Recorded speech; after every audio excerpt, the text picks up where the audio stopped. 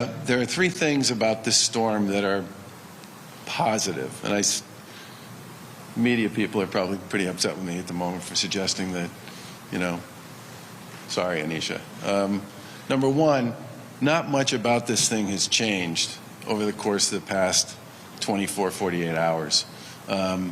You always worry that people are going to get something wrong, and you're going to be surprised by what the storm actually translates into when it arrives. So far, anyway, with the exception of the fact that the snowfall's a little higher than we anticipated, this storm is tracking pretty consistent with what our expectations are. That's a good thing. Second is the 35 mile an hour winds up to 60 mile an hour gusts.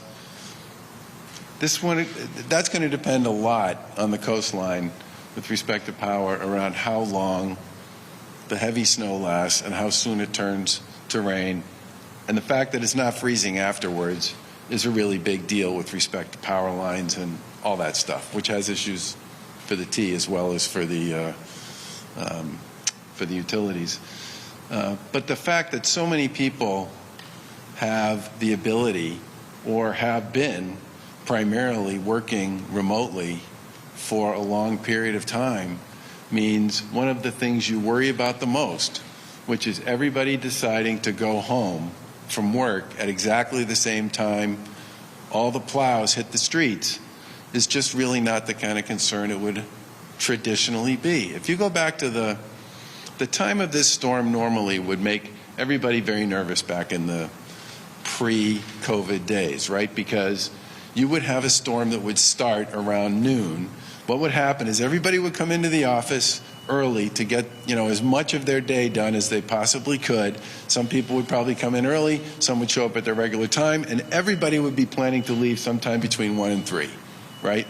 Which would be exactly the same time when the snow would really be picking up with respect to, inches per hour and all the rest, and at exactly the same time that DOT would be pouring resources out onto the streets to plow. And that is exactly what happened. I'm going back now more than 10 years to that storm where we ended up with hundreds of cars that got stranded they ran out of gas, where they just couldn't go anywhere on the turnpike, on 128, on 495.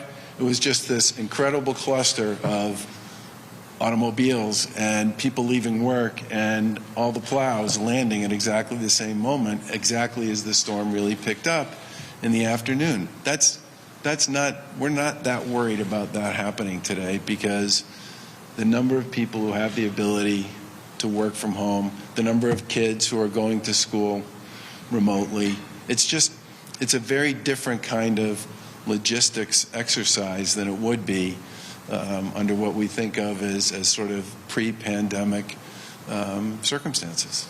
Do you expect to